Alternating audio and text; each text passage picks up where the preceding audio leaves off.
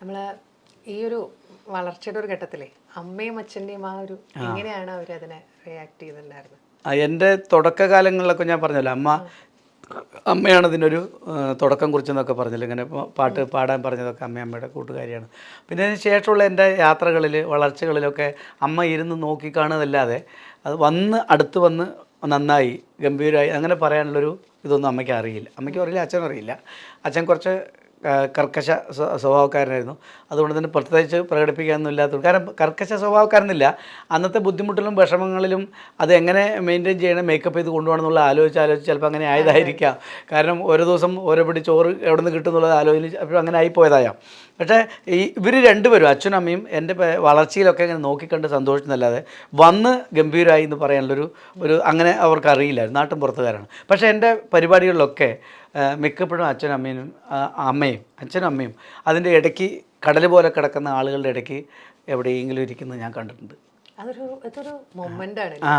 നമ്മളെ ഒരു സ്റ്റേജ് കയറി നിൽക്കുന്ന സമയത്ത് നമ്മുടെ എന്ന് പറയുന്ന ആൾക്കാർ, അതെ ഞാനിങ്ങനെ പാട്ടുപാടി, ഞാനിങ്ങനെ കൗണ്ടർ അടിച്ച് ആളുകളെ തമാശ പറഞ്ഞ് സ്റ്റേജിൽ വിളിച്ച് വരുത്തി. കിരൺ കൃഷ്ണയുടെ പാട്ടിനെ ഞാൻ ചെയ്യുന്ന സൂത്രപ്പണി അതൊക്കെ പലരും അനുകരിക്കാൻ തുടങ്ങിയപ്പോൾ. കിരൺ കൃഷ്ണയുടെ പാട്ട് ഒരു പ്രണയ ഗാനമാണ്. അപ്പോൾ ചന്ദനപ്പൊട്ടിൻ്റെ, അപ്പോൾ ഞാൻ വേദിയിൽ ഇങ്ങനെ പാടുന്ന സമയത്ത് പിന്നെ പുറത്ത് പോകുമ്പോഴേക്കും നാട്ടും പുറത്തൊക്കെ തന്നെ ഇവിടെ ആരെങ്കിലും കല്യാണം, ഈ അടുത്ത കാലത്ത് കല്യാണം കഴിഞ്ഞവരാരെങ്കിലും ഉണ്ടോ എന്നൊക്കെ ചോദിക്കും. ചോദിച്ച ശേഷം പുതിയ കല്യാണം കഴിഞ്ഞവരുണ്ടെങ്കിൽ അങ്ങനെ വിളിക്കും. ആരെയും കിട്ടിയില്ലെങ്കിൽ ഇവിടുത്തെ പ്രസിഡന്റ് ആരാണ് കമ്മിറ്റിയുടെ പറയുമ്പോൾ അപ്പോൾ ഞാനാണ് പറയും അഭിമാനത്തോടെ, ചേച്ചി വന്നിട്ടുണ്ടോ ചോദിക്കും. വന്നിട്ട് വരും, രണ്ടാളും കൂടെ സ്റ്റേജ് വരെ. ഒന്നുമില്ലൊരു കാര്യം ചോദിക്കാനാണ്. രണ്ടുപേരും സ്റ്റേജ് വിളിച്ച് വരുത്തിയിട്ട് ഞാൻ പാടാൻ പോകുന്ന പാട്ട് ചന്ദനപ്പൊട്ടിൻ്റെ എന്നുള്ള പാട്ടാണ്. അതിനെ നിങ്ങൾ രണ്ടുപേരും കൂടെ ലിപ്പ് ചെയ്ത് അഭിനയിക്കണം. നിങ്ങൾ പ്രേം നസീർ, ഷീല, അല്ലെങ്കിൽ പുതിയ തലമുറയിൽപ്പെട്ടവരാണെങ്കിൽ പുതിയ സിനിമാ താരങ്ങളെ വെച്ച് നിങ്ങൾ പറയും. ഭയങ്കര കയ്യടിയാവും. അപ്പോൾ ഇവർ ഇറങ്ങി ഓടാൻ നിൽക്കുമ്പോൾ വിടില്ല ഞാൻ. അവരവിടെ പെടുത്ത് നിർത്തിയിട്ട് ഈ ചന്ദനപ്പൊട്ടെ പാടിയിട്ട് അവർ ശരിക്കും അഭിനയിപ്പിക്കും. അപ്പോൾ ആ പ്രായമുള്ള ആളൊക്കെ വീട്ടിൽ മിണ്ടാതെ നിൽക്കുന്ന ആളായിരിക്കും. അവിടെ നിന്ന് ഭാര്യയുടെ ചുണ്ടിൽ ഇങ്ങനെ പിടിക്കും, കവിളിൽ പിടിക്കും, ഇങ്ങനെ കറക്കാനൊക്കെ പറയും ഞാൻ. എന്നിട്ട് പൂവൊക്കെ എടുത്ത് കൊടുപ്പിക്കും, എന്നിട്ട് ലിപ്പ് ചെയ്ത് ഗംഭീര കളിപ്പിക്കലായിരിക്കും ഞാൻ ചെയ്യുക. അപ്പോൾ ഇതൊക്കെ ഞാൻ ചെയ്യുമ്പോൾ പൊരിഞ്ഞ കൈയടിയായിരിക്കും. അങ്ങനെ വേറെ ലെവലാക്കി വിടും. ആ സമയത്ത് ഇതൊക്കെ കണ്ട് ഈ ജനസമുദ്രങ്ങൾക്കിടയിൽ എൻ്റെ അച്ഛനമ്മയും ഇരിക്കുന്നത് ഞാൻ കാണാം. അപ്പോൾ ഞാനൊക്കെ ഈ കാണിക്കുന്ന ഈ ഗംഭീരമായിട്ടുള്ള കൗണ്ടർ അടിക്കലും വഷളാക്കലും തമാശ പറയലൊക്കെ അവരിങ്ങനെ തലയറിഞ്ഞ് ചിരിക്കുന്നത് ഞാൻ പലപ്പോഴും കണ്ടിങ്ങനെ ഒളി കണ്ടിട്ട് നോക്കാറുണ്ട്.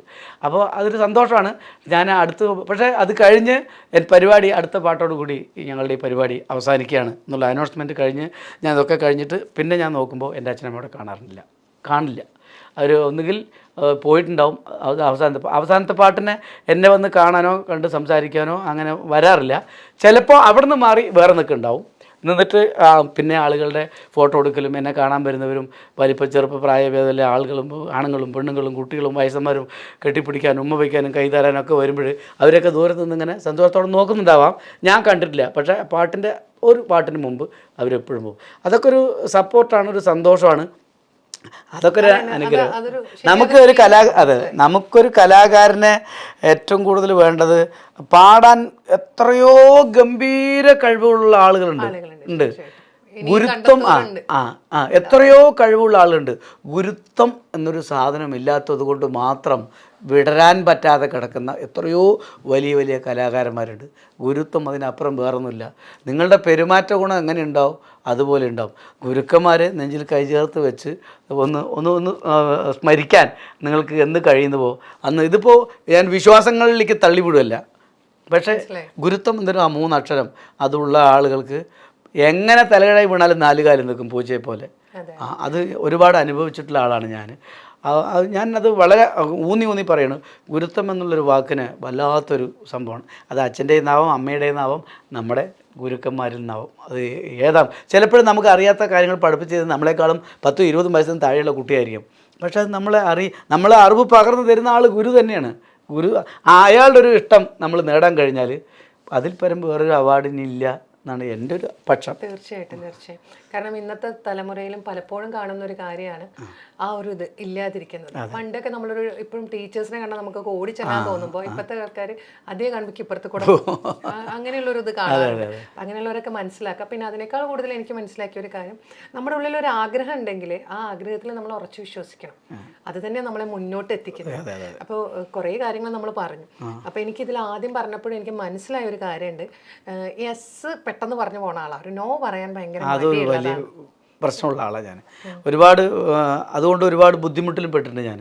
പെട്ടെന്ന് നോ പറയാമെന്ന് പറഞ്ഞാൽ ഇപ്പം നിങ്ങൾ എന്തെങ്കിലും എന്നോട് ചോദിക്കുക ചെയ്തിട്ട് ഞാൻ നോ എന്ന് പറയുമ്പോൾ അത് നിങ്ങൾക്കൊരു വിഷമമായെങ്കിലോ എന്ന് ഞാൻ ചോദിക്കട്ടെ, നിങ്ങൾക്കത് വിഷമാവണോ എന്നുള്ളത് ഞാൻ ചിന്തിക്കണില്ലല്ലോ.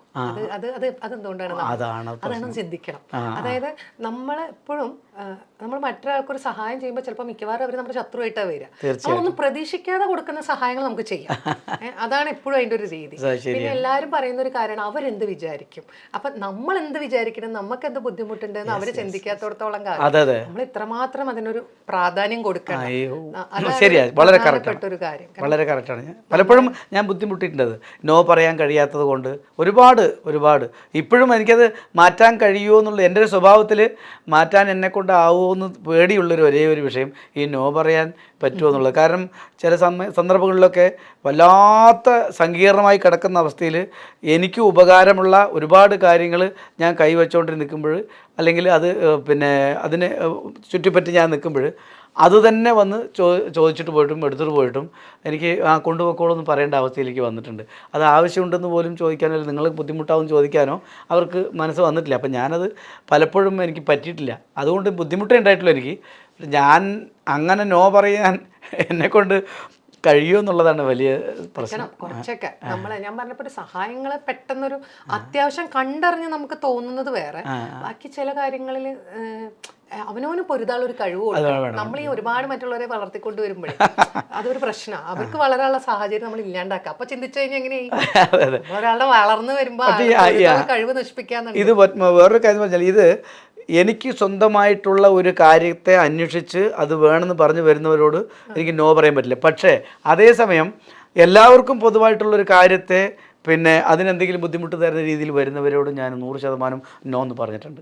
പിന്നെ ഉദാഹരണത്തിന് എൻ്റെ നാടൻപാട്ട് സംഘത്തിൻ്റെ പേര് നാട്ടുകൂട്ടം പാലക്കാട് എന്നാണ്. പ്രണവം ശശിയും സംഘവും അവതരിപ്പിക്കുന്ന നാട്ടുകൂട്ടം നാടൻപാട്ടുകൾ പാലക്കാട് എന്നാണ്. ഈ സംഘം ശരിക്കും പറഞ്ഞാൽ ഒരു 91-92 കാലഘട്ടം കാളിദാസ എന്നുള്ളൊരു പേരിൽ തുടങ്ങി. പിന്നെ അതങ്ങനെ നാട്ടുകൂട്ടം എന്നുള്ള പേരിൽ വരികയാണ്. ഈ സംഘത്തിൽ വന്ന് നിന്ന് പോയ പല ആളുകളും ഇന്ന് പല ടീമുകളായിട്ടും പല ഇതായിട്ട് പോയിട്ടുണ്ട്. അങ്ങനെ പോയവരും അതല്ലാതെ പോയവരൊക്കെ പെരുമാറ്റ പ്രശ്നങ്ങളുണ്ടെങ്കിൽ ഉടനെ അവരോട് കർശന നിലപാട് സ്വീകരിച്ചത് കൊണ്ട് മാത്രം പോയവരാണ്. പോയവരൊക്കെ ഇന്ന് 0 ലെവലിലേക്ക് മാറിക്കഴിഞ്ഞു.